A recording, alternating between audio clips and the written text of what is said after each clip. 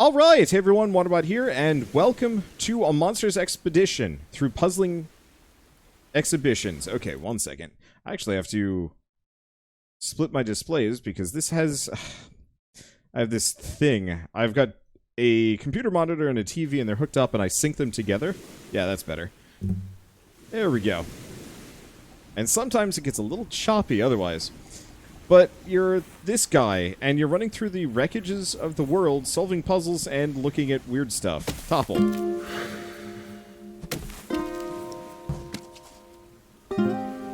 Oh, that's cute. Okay, undo, reset island. So... Oh, I got it. Okay.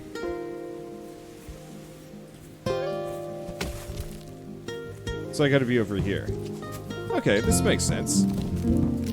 That's kind of fun. Read. Museum for humans. Scale model. Humans prefer their museums to be indoors. This initially seemed baffling to monsters. Whoa, this is... Okay, this got louder. Let us turn that down. Indie Game Lightning Round, you are... a hack job and a half. Okay. Initially seemed baffling to monsters, especially given the amount of dusting we avoid by keeping objects outside. Experts have recently suggested that keeping objects indoors may have been part of Englandland's efforts to hide and store museums' collections of stolen property. Oh, shots fired. You hear that, British?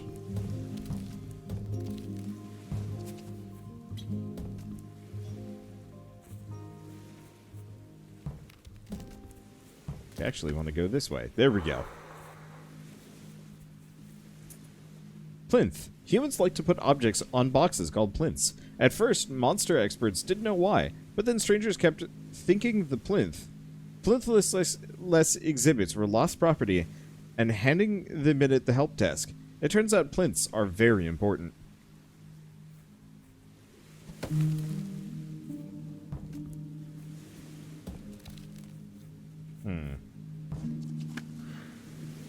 Oh, you can also just undo. Oh! Ain't that handy? I like that. Okay. So how do we want to do this one? Actually, if I do this, roll it over. There we go.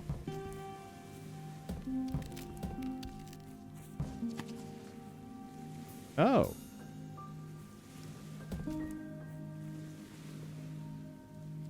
Interesting. So I gotta flip it around like that.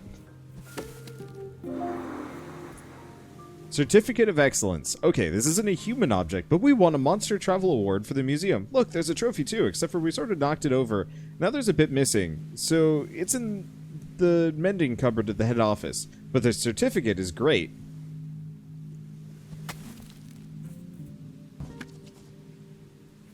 Okay, here we go.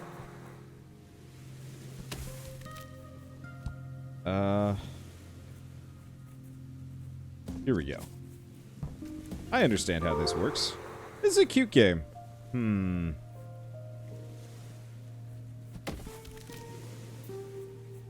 Maybe we want to do this. No.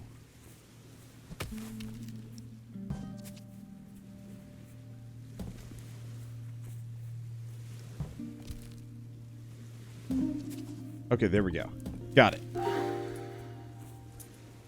Queue here sign. Humans from Englandland love to queue. We don't know exactly why, but expert monsters speculate that standing outside for long periods of time is why these humans developed such a close interest in what the weather was doing. Huh. Not... Oh, okay. Wait, what? Okay, now I can push it. That's confusing. What the... Oh. Okay. This got a little bit murkier.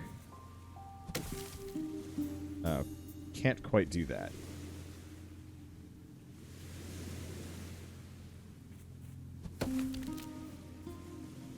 They gave me two on purpose. So we need... Well, this tree gets me over here. Holiday lies. Holidaying humans like to send pictures that they didn't take to people they didn't like. claiming that they wish those other humans were present. NB, please do not put this exhibit in the monster post. Replica holiday lies are available at the gift shop.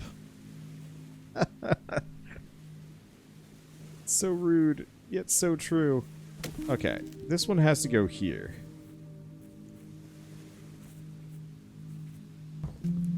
Oops. Okay, move here.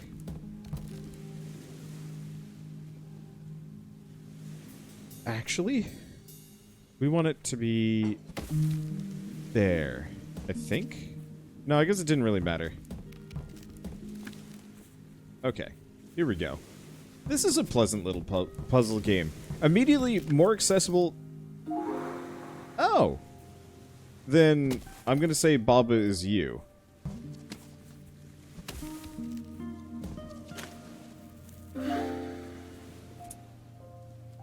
Stanchion and ropes. This is another human museum magic trick. If you put little metal poles around an exhibit, visitors will still get too close and prod it, but if you connect the poles using velvet ropes, an invisible wall pops up and the exhibits are safe. They've got it surrounded in more ropes. Of course.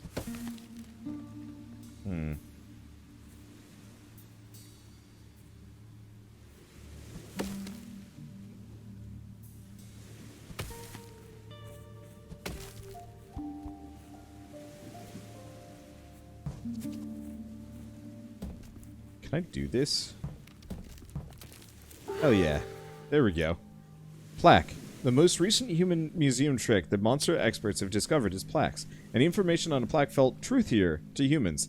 Even if it was just a guess, researchers are still trying to determine if the same is true for monsters.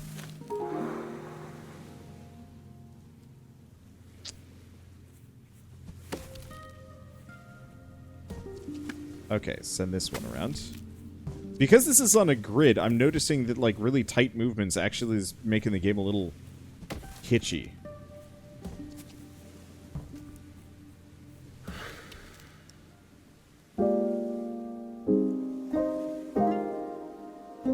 Oh.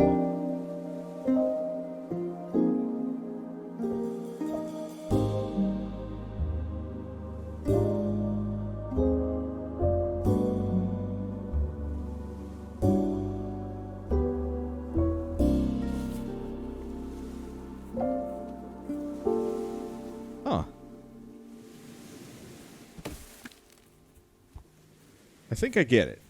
Okay.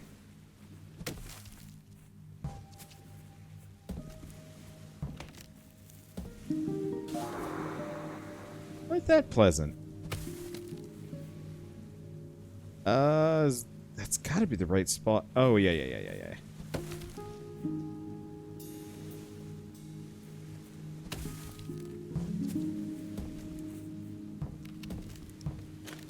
There we go. Human storage rack.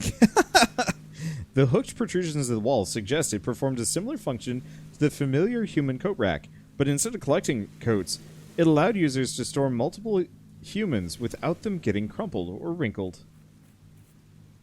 Storing multiple humans. Of course.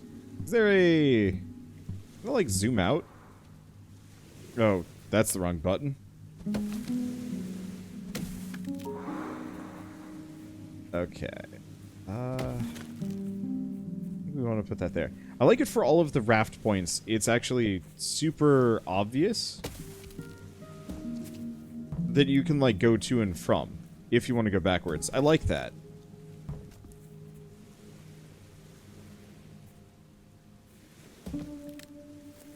Yeah, look at me, like, going in tight circles.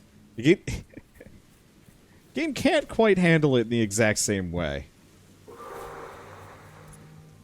Inflatable flamingo. Not much is known about the specifics of buoyant plastic waterfowl evolved in Englandland.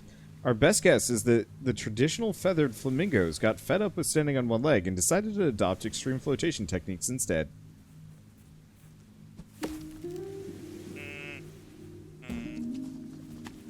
Yeah, I don't think that's it.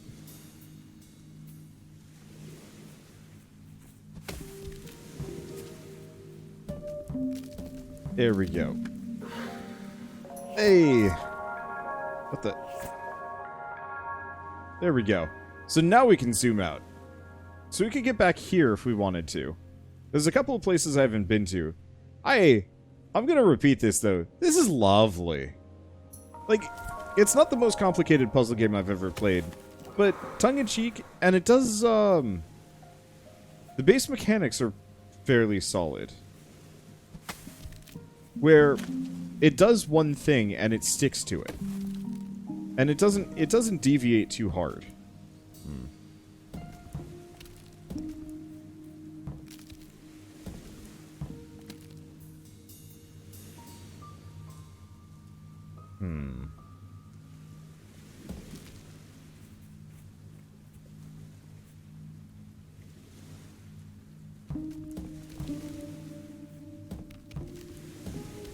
There we go.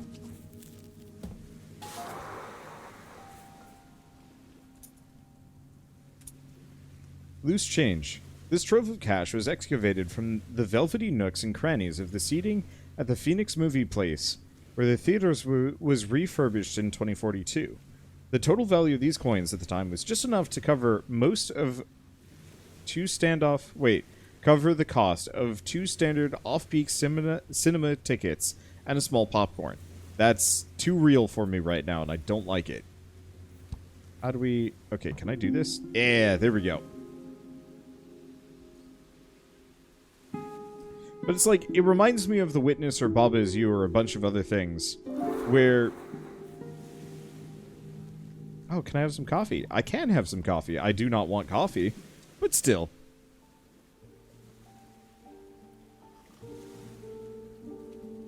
But it reminds me of all those games where they pick a mechanic and they really stick to it in a nice way, and then they iterate. And I think the iteration is so important.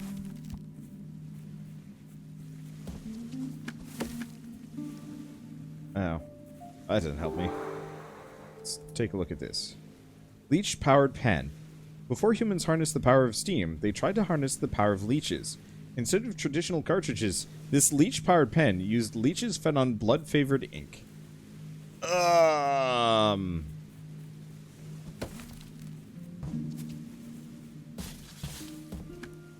Oh, that's cool. Now, can I go back here and reset this island? It looks like I can.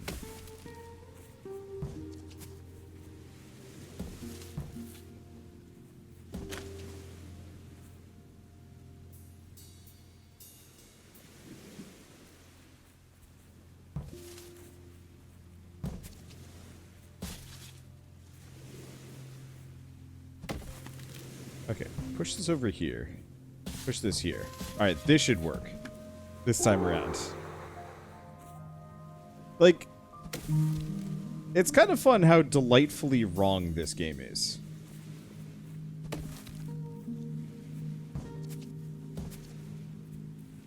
Okay, now I think I'm super stuck. So we don't want it there. What if I push it this way? Huh. Don't think that helps me. Also, now this game is too quiet. I'll figure it out at some point.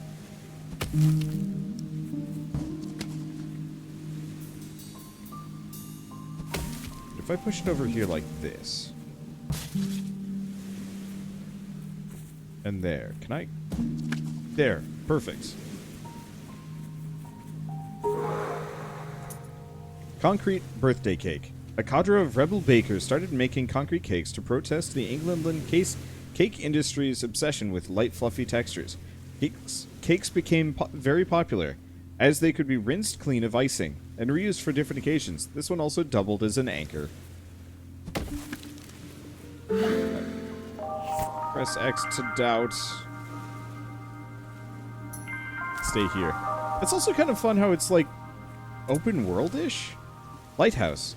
At first glance, this appears to be a lighthouse. In fact, it's the Elysium, or lure, of a giant anglerfish. What? These predators outpace their subaquatic food supply and learn to prey on human sailors by dangling their pulsing lure above the water. You know, that would be a great D&D... Holy shit, I need to write that down, actually.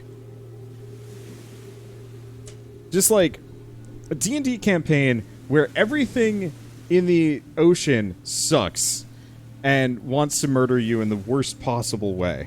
Like, how cool would it be? How cool would it be to do, like, a D&D campaign, kind of Sunless Seas or Sunless Skies style, where... shoot.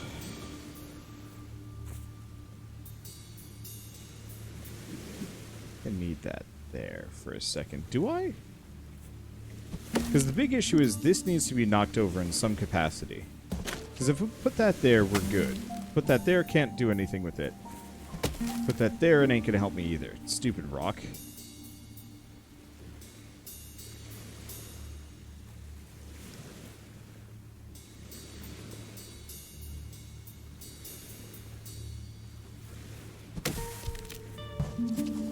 Because conversely, if I did this, I squander it.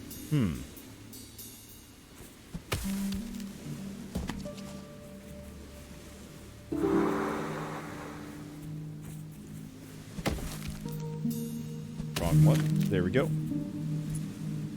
A cream tea. What? Arguments over whether or not cream or jam should be applied to a scone first escalated during the 2500s. Tensions culminated in the cream tea conflicts 2576 to 2578, when Devonian and Cornish zealots waged mid-afternoon warfare on a gingham battlefield. What?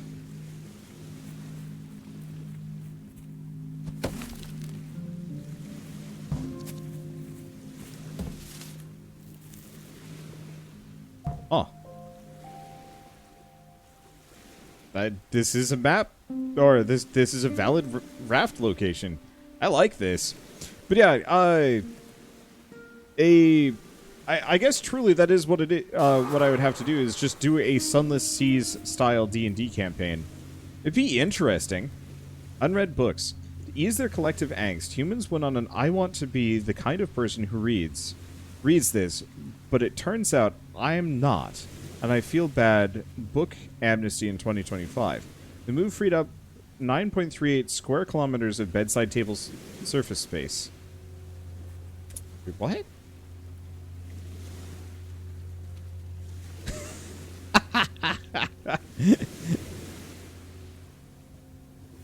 I like that, and that's some serious shade thrown against me.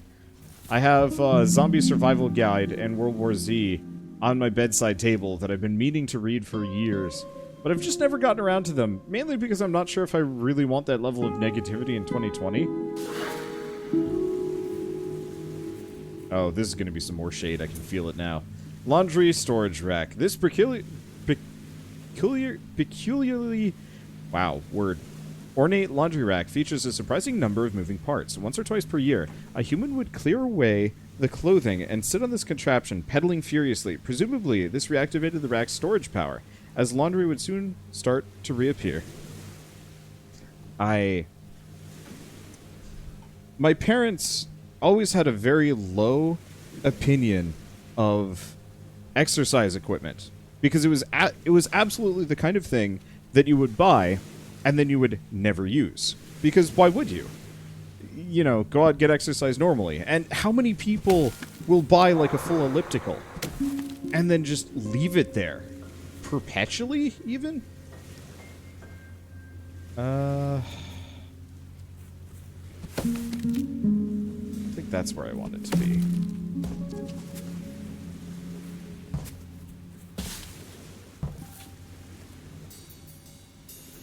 This helps me either. Okay, I'm going to leave that there for a second. I think we might need that as a bridge to get around to this guy. That's probably it. I don't think that's going to work.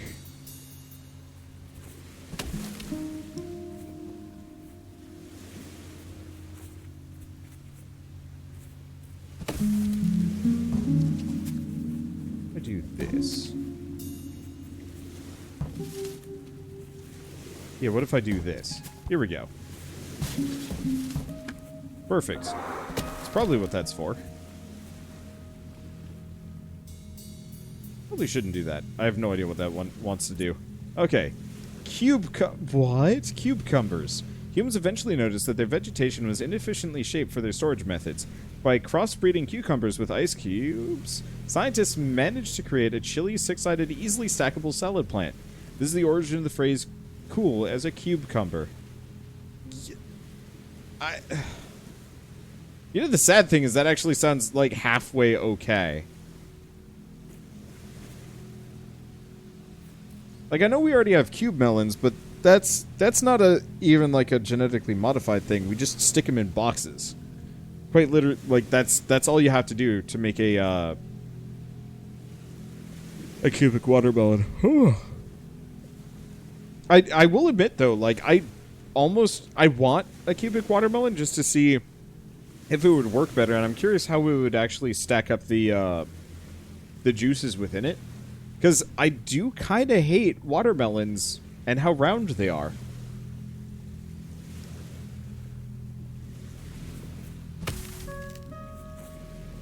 I want to go the other direction. Or maybe I want to do this.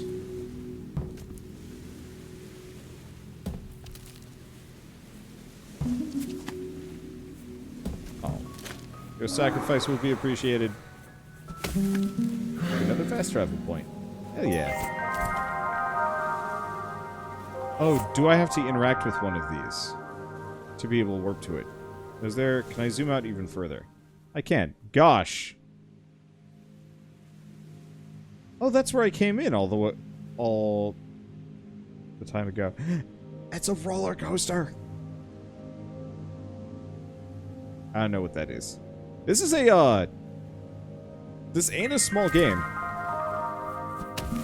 I guess I didn't know what I really expected going into this, but...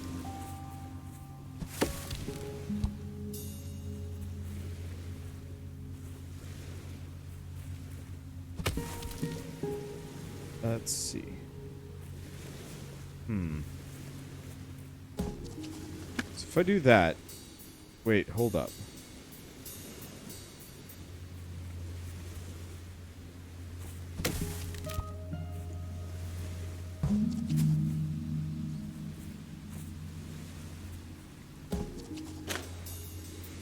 Okay. So if I go here... This.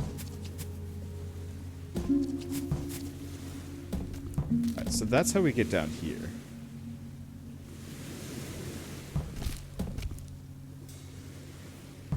Well, let's go take a look at the Baron Bonbons Sugar Flakes. Baron Bonbons Sugar Flakes. Baron Bonbons was a short-lived breakfast cereal. Its popularity was attributed to a combination of super dense sugar and 57 different highly unstable and very experimental food colorings. After a particularly bloody intervention by a consumer watchdog, it was given a new recipe and rebranded as Fiber Flakes for sensible children. Can you imagine that? Just like cereal marketed with like just this really angry looking dude's face on it. Would you buy that?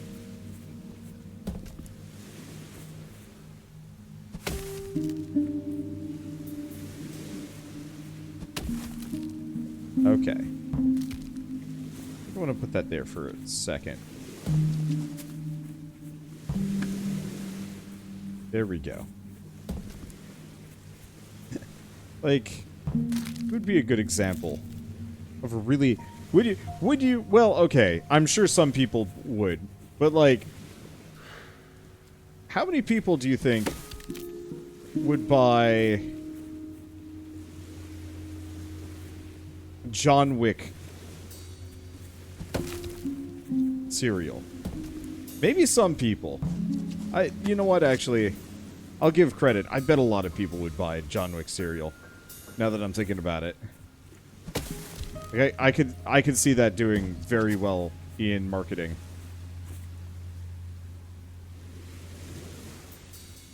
I don't think I can do that. I have to have it going lengthwise if I want to go to that island.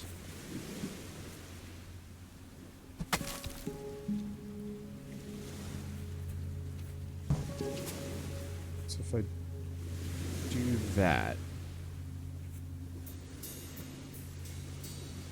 It's a toughie.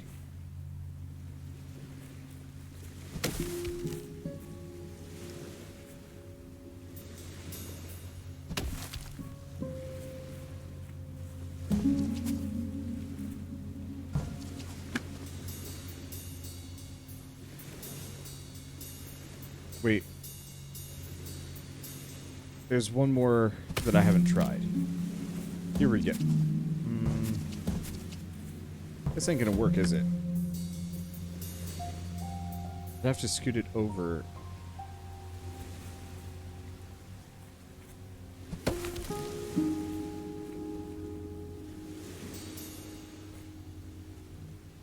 Somehow. Wait, maybe I can get this.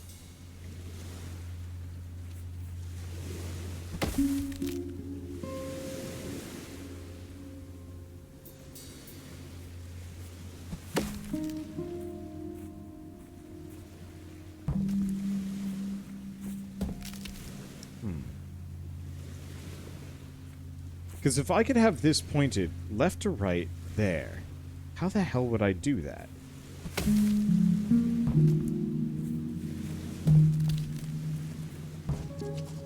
Because I can't do that. That's not going to work. Okay, who's angrier than John Wick and not nearly as pretty? That's a good example. Gosh, I can't think of any. I'm very bad at actors. Who's an actor that is almost famous for being angry? Let's go with Sean Bean. Could you get Sean Beanios?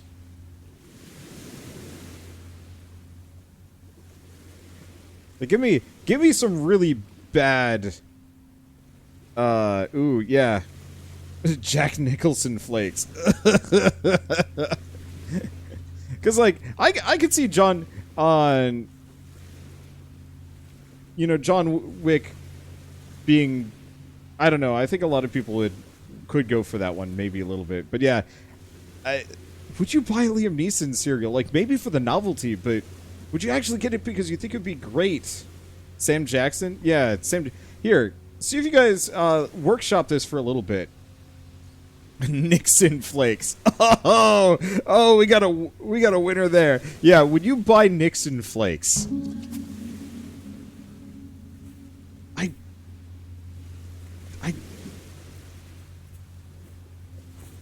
I don't. I have no idea how to get to this one, to be honest. And I'm not.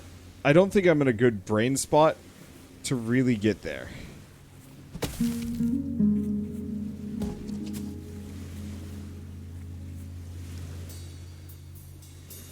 Well, that's okay. I think this has gone long enough. I know I'm like wholly distracted when playing this game. Cause yeah, I can't walk over to that one. Cause I can't hop.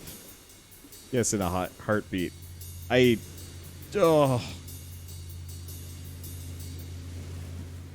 I don't even know. This island might not be how you get there. You're right? Oh. Hey, that's how I can move around. You're probably right. There might be a better way. I was just thinking if I can get this tree, because this tree is completely extraneous. Well, it's not completely extraneous, but still. But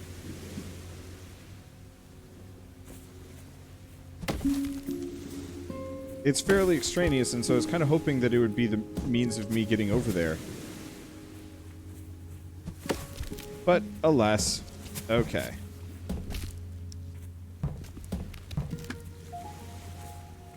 Let's just go this direction and see where it goes. Where it brings me. That was a quicken. Oh, this one's gonna take some doing. It looks like it leaves me with two different locations that I can go to. Oof. Yeah, now my house is starting to smell like... Dang it! Mailbox! Now my house is starting to smell like a barbecue. Bird bath, deluxe. That's a sink. Englandland gardens were rarely large enough to support swimming pools, so humans had to content themselves with providing bathing facilities for birds. The national sport of one-upping one's neighbors meant the humble bird bath soon evolved into a luxurious spa-type facility, complete with towels and fluffy robes.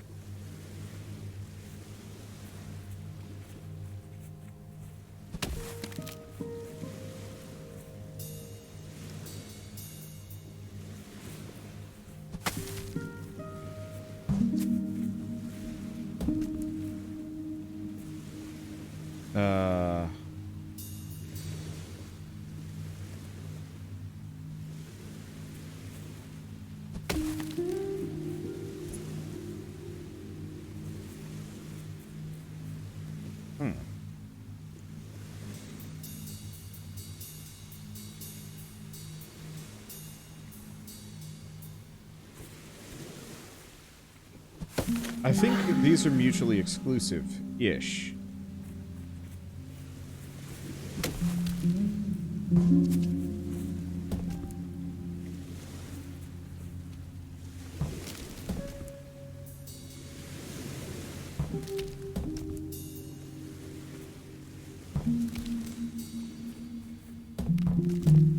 Oh, there we go. Leech-powered stain remover. What? Cleaning was an experimental area of leech tech. This stain removal system let humans hire specialist leeches to suck up spillages. Leeches proved effective, but rowdy on red wine and nail varnish, but refused ketchup. Too sweet and instant coffee. Undrinkable swill. What is with the obsession with leeches? I know we use them for terrible med tech years ago. Back in the day. I don't think this is going to get me anywhere. So I have to do it like this.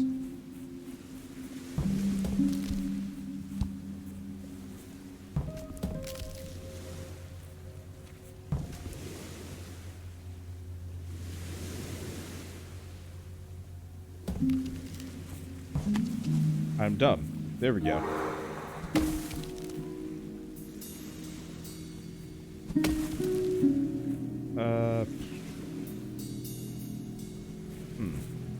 Because this goes up here.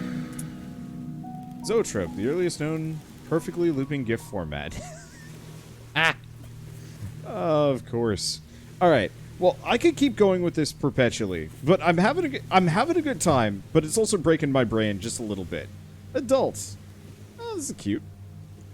Little full credits. Let's take a look at them while we're here, just so we can listen to some music. It's a cute little game. It's out today. I wasn't sure if I was going to get the chance to play it, but I did. And it's fun. I don't think I'm going to play more of it just because I don't think my head's in the game. And after a certain point, with puzzle games, I start zoning out on them, especially if it's the same mechanic over and over again, because I like learning. And this is the kind of game that requires a lot of thinking outside of the box in very specific ways. And that can be a little bit harder from time to time. Especially when your house smells like a barbecue. But it is cute. And so, like I said earlier, if you like stuff like The Witness or Baba's You and stuff, I bet you'd actually rather enjoy this one. Holy crap! Oh, these are probably Kickstarter backers of some variety or something. I'm not entirely sure. Anyway, so yeah, thanks for playing. I like this game. I don't think I'm going to play more, but I like what I see. So yeah, like I said, it's out now on at least Steam, possibly other platforms. I have not done my research. And it is $18, which, considering how egregiously large that map was, I really wish there's a way I could check it here. I think I could get back. Let's see how much I've covered. Like, this is not a short puzzle game, unless you are a super genius. And I'm sure there will be people that are like, I facepalmed because you didn't solve it. But like, as far as puzzle games go, this is pretty good. That's really all that I have to say. All I can't say. Oh, I wonder if I leave out here. I bet that's the exit. That's probably the case. Alright, anyway. With that, if you guys like this episode in any way, shape, or form, leave me a like, helps more than you know. And if you want to see more random, awesome mini-games, hit subscribe, because I've got so many of them. Special delivery. Aww. Oh.